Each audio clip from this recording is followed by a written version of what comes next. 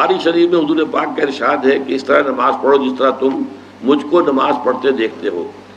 سوال یہ کہ حضور نے کس طرح نماز پڑھی، جبکہ بخاری شریف میں حضور نے رفع یدین کی نماز پڑھی ہے۔ بخاری شریف میں حضور نے رفع یدین کی نماز پڑھی ہے۔ دیکھیے حضور نے مختلف طریقوں اختیار کیے مختلف اوقات میں۔ اب صحابہ کا طرز عمل یہ ہوتا تھا کہ مثلاً ایک روایت آتی ہے کہ ایک صحابی حضور سے ملنے آئے، کوئی بدوی تھے، دیہات کے آدمی تھے، انہوں نے حضور کو دیکھا کہ آپ کا گریبان کھلا ہوا تھا، آپ نے بٹن لگائے ہوئے نہیں تھے۔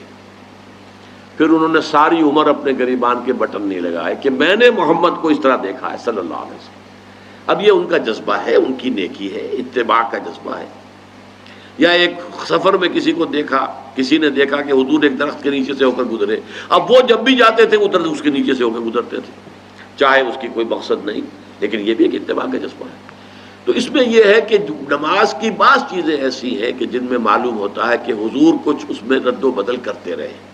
کبھی آپ نے ہاتھ بالکل کھلے چھوڑ کر بھی نماز پڑھی ہے، کبھی آپ نے ہاتھ نیچے باندھے ہیں، کبھی اوپر باندھے ہیں۔ اسی طریقے سے رفع یدین کبھی ایسا بھی ہوا ہے کہ آپ نے وہ کی ہے جیسے کہ اہل حدیث حضرات کرتے ہیں، اور جیسے کہ یہ شیعہ کرتے ہیں وہ اس سے بھی زیادہ کرتے ہیں رفع یدین۔ اہل حدیث سے آگے ہیں، وہ بہت آگے ہیں رفع یدین کے اندر۔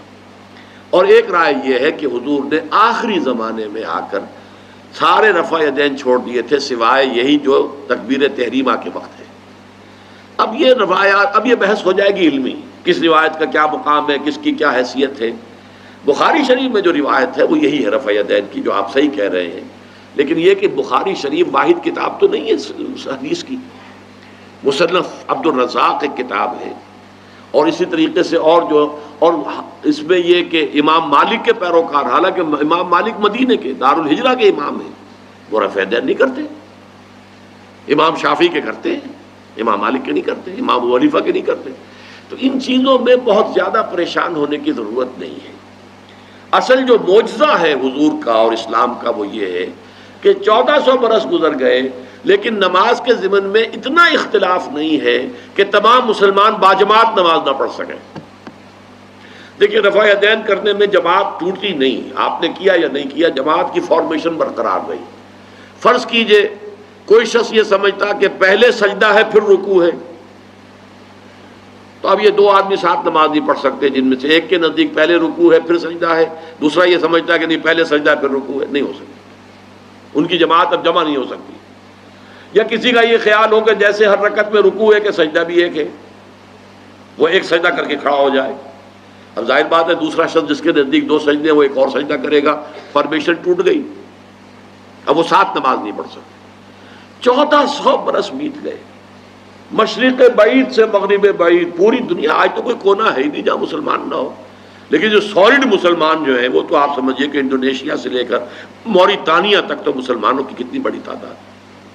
لیکن کہیں ایسا نہیں ہے کہ آپ کی فارمیشن ٹوٹتی ہو، کوئی ایسا مسلک نہیں ہے جس میں یہ خیال ہو کہ مغرب کی رکعت میں 2 ہیں جیسے فجر کی ہے، نہیں، وہی 3 رکعتیں ہیں۔ کوئی ایسا مسلک نہیں جس میں یہ معلوم ہو کہ فجر کی رکعتیں 3 ہیں 2 نہیں ہے، کوئی نہیں۔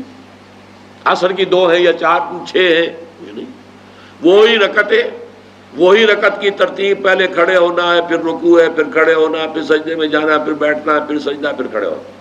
فارمیشن نہیں ٹوٹتی، شیعہ ہو سنی ہو، اور اس میں حنفی ہوں مالکی ہوں شافعی ہوں حنبلی ہوں زیدی ہوں ظاہریہ ہوں، کوئی بھی ہو، کسے باشد، تمام مسلمان مل کر جماعت سے نماز ادا کریں گے اور ان کی جماعت ٹوٹتی نہیں۔